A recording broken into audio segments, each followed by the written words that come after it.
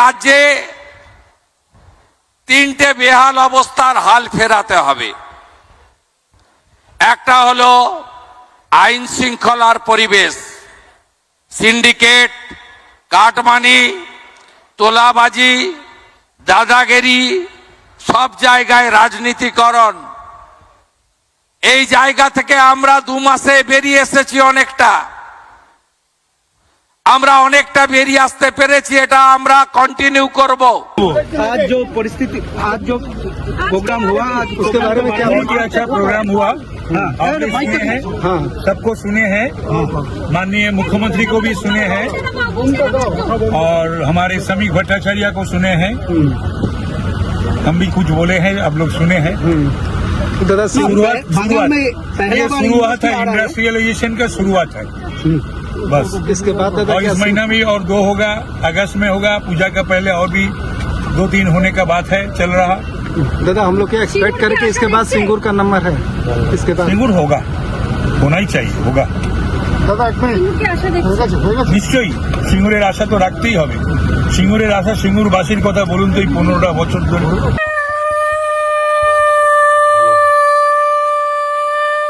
हरि ओम स्वस्ति न इंद्रो वृद्धश्रवाः स्वस्ति नः पूषा विश्ववेदाः स्वस्ति न सारथो अरिष्टनेमिः स्वस्ति नो बृहस्पतिर्दधातु पयः पृथिव्यां पयो खदेको पयो। सर्वे भवन्तु सुखिनः, सर्वे सन्तु निरामया, सर्वे भद्राणि पश्यन्तु, मां कश्चित् दुख भाग भवेत्। सभी के कल्याण की शुभकामना के साथ लक्ष्य कोजी के इस पवित्र प्रांगण में माननीय मुख्यमंत्री जी के कर कमलों से विधिवत श्री गणेश वास्तु और भूमि पूजन संपन्न हुआ। देवियों सज्जनों, जिनके कंधों पर पूरे पश्चिम बंगाल की जिम्मेदारी है और जिनके हर एक फैसले पर पूरे देश की निगाहें टिकी है, डबल इंजन सरकार के प्रणेता और डॉक्टर श्यामा प्रसाद मुखर्जी के विचारों को रूपायित करके बंगाल के औद्योगिक विकास में एक नए अध्याय का सृजन करने वाले माननीय मुख्यमंत्री श्री शुभेंदु अधिकारी जी के सम्मान में जोरदार तालियां। Saket Todi, young director of this great organization, তিনি ইয়াংস্টাররা পশ্চিমবঙ্গে কিভাবে আরো ইন্ডাস্ট্রিয়ালাইজেশনে যোগদান করতে পারেন তার কথা বলেছেন। মান্যবর অশোক টোডিজি তিনি পশ্চিমবঙ্গকে আবার আগের জায়গায় নিয়ে যেতে চেয়েছেন। বাংলা আবার বিনিয়োগে ভারত সেরা হবে এবং তিনি বলেছেন ভয়ে আউট ভরসা ইন। আর ডানকুনিতে লম্বা লাইন করে ট্রাকে কেউ হাত পাতে না। লাক্সকোজির কারখানায় এসে মে মাসের 4 তারিখের পরে কেউ আসেনি যে আমার মান্থলিটা দিয়ে দিন। আশা করি আপনাদের অভিজ্ঞতার পরিবর্তন হচ্ছে। Industry friendly, business friendly environment তখনই তৈরি হয় যখন আইন শৃঙ্খলা ঠিক থাকে। এক্ষেত্রে এই সরকার শিল্পপতি, বিনিয়োগকারী, বিজনেসম্যানদের সাথে ছিল, আছে, ভবিষ্যতেও থাকবে। এতটুকু চিন্তা করবেন না। দুটো একটা ছোট্ট ঘটনা, সাথে সাথেই কোথাও শ্রমিকদা, কোথাও আমার হস্তক্ষেপ হয়েছে, আমরা ব্যবস্থা নিয়েছি। আমাদের সংকল্পপত্র, আমরা যে কথাগুলো বলে মানুষের আশীর্বাদ নিয়েছি, এই ক্যাম্পেইনকে লিড করেছেন যশস্বী প্রধানমন্ত্রী নরেন্দ্র মোদীজি। সেখান থেকে এই সরকারের কোনো বিচ্যুতি হবে না, আমি প্রথম বলে রাখলাম। আরো দুটো বিষয় রয়েছে। এই রাজ্যকে শক্তপোক্ত দাঁড় করাতে গেলে এই রাজ্য রেভিনিউতে প্লাস ছিল। এই রাজ্য তামিলনাড়ুর থেকেও ভালো, গুজরাটের থেকেও ভালো অর্থনীতি ছিল। লেফট ফ্রন্টের আমলে তারা যেদিন ছেড়ে রেখে চলে যায় 2 লক্ষ কোটি টাকা ঋণের বোঝা, এখন 8 লক্ষ কোটি টাকা ঋণের বোঝা। এই ঋণের বোঝা 4,38,000 কোটি টাকার বাজেটে 1 লক্ষ কোটি টাকা শুধু ঋণ শোধ করতে আর ঋণের সুদ মেটাতে চলে যাচ্ছে। এই 1 লক্ষ কোটি টাকা থাকলে আরো ফ্লাইওভার, আরো রোড ওভারব্রিজ, আরো ইরিগেশন প্রজেক্ট, আরো স্মার্ট ক্লাসরুম, আরো ভালো সুপার স্পেশালিটি হসপিটাল, আরো অনেক কিছু করতে আমরা পারতাম। এই জায়গা থেকে বেরিয়ে আসতে গেলে আমাদের নিজস্ব রেভিনিউ বাড়াতে হবে, রাজস্ব বাড়াতে হবে। রাজস্ব তখনই বাড়বে যদি ইনভেস্টমেন্ট আমরা বেশি করতে পারি। লাক্স কোজির এই কারখানায় শুধু 600 কোটি ইনভেস্ট হচ্ছে তা নয়, 9,000 জনের এমপ্লয়মেন্ট হচ্ছে তা নয়, 1,000 কোটি টাকা বছরে রেভিনিউ আর্নিং বাড়বে এই কারখানা তৈরি হলে। এটাও আমাদের রাজ্যের পক্ষে খুব প্রয়োজন।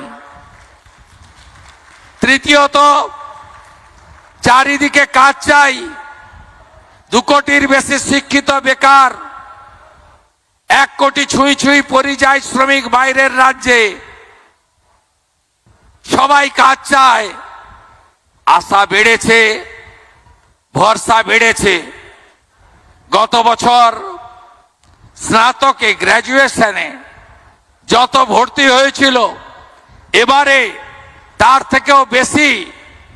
আগে বাবা মারা বলতো এই তৃণমূল সরকার চাকরি দেবে না, তাই মাধ্যমিক পাস করেছিস, উচ্চ মাধ্যমিক আর কলেজে বাবু যেতে হবে না, এত খরচ করতে পারবো না।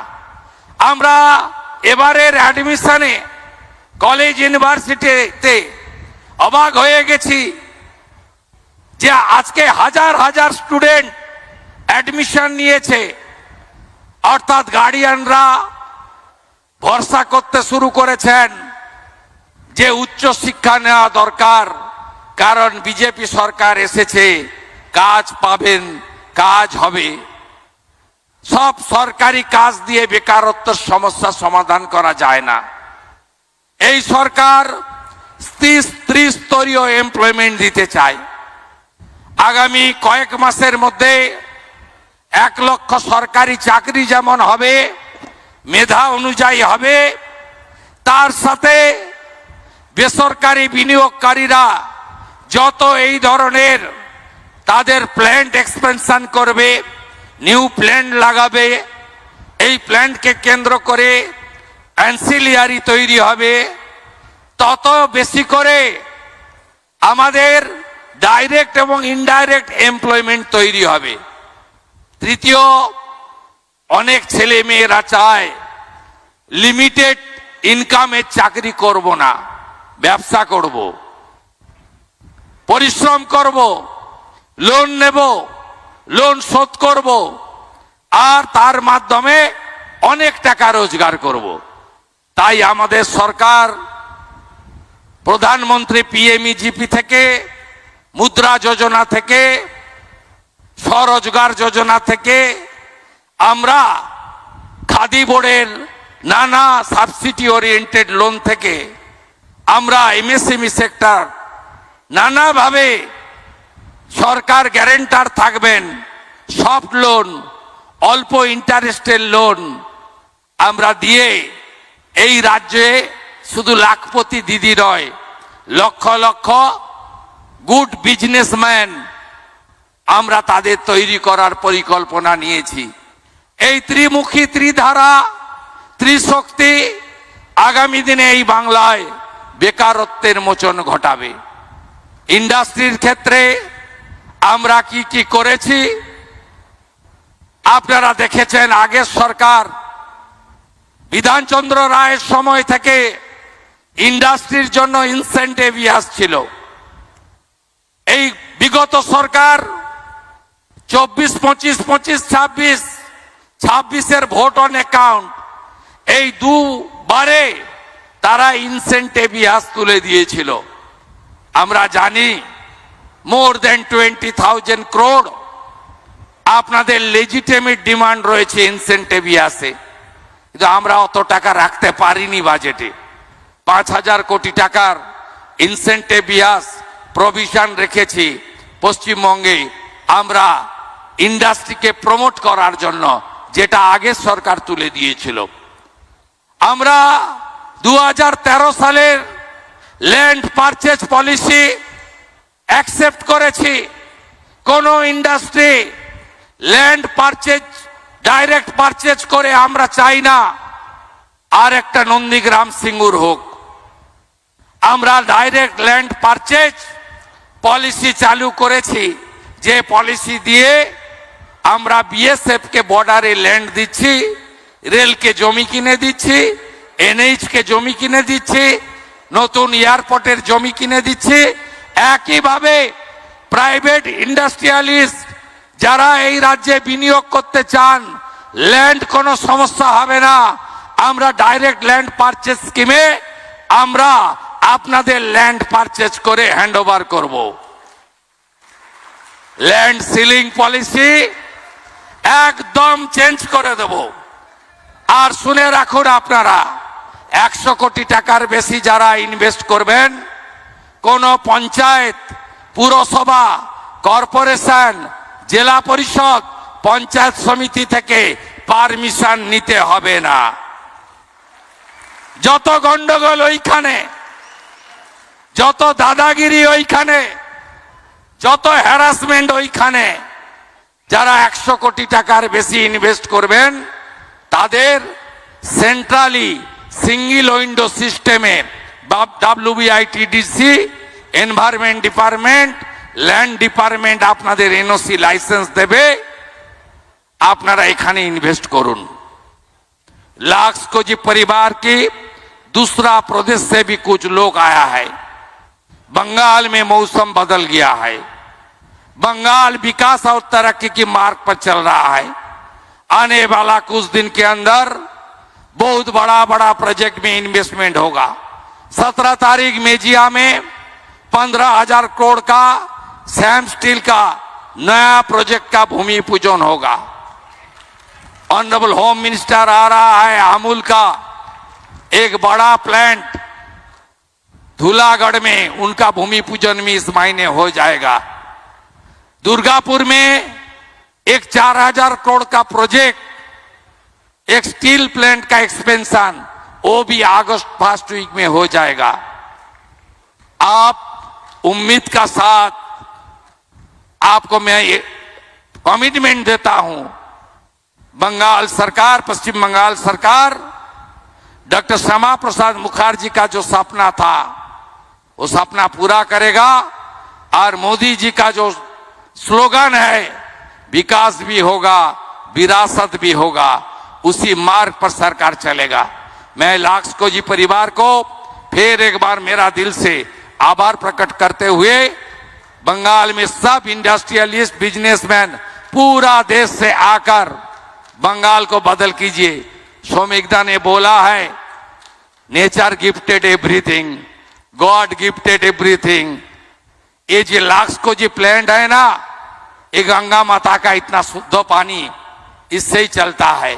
इसका यहाँ पानी का कोई कमी नहीं है, रॉ मटेरियल का कोई कमी नहीं है, रेल मार्ग, राजमार्ग का कोई कमी नहीं है। आने वाला दिन में नया एयरपोर्ट बन रहा है कल्याणी में। कोलाईकुंडा, हासीपारा में एयरपोर्ट और ऑपरेशनल हो जाएगा। बालूरघाट, मालदा, पुरुलिया में नया एयरपोर्ट बन जाएगा। दादन, पात्रोबाड़ और कुल्पी साउथ 24 में नया सी पोर्ट बन जाएगा। और डाउन कुनी से लुधियाना तक एक फ्रेट कॉरिडोर रेल बना रहा है। और सिलीगुड़ी से कलकत्ता एयरपोर्ट तक नेताजी मार्ग एनएच बना रहा है। बंगाल में विकास और काम होगा। मोदी जी का गारंटी पूरा करने का काम ये भाजपा सरकार करेगा।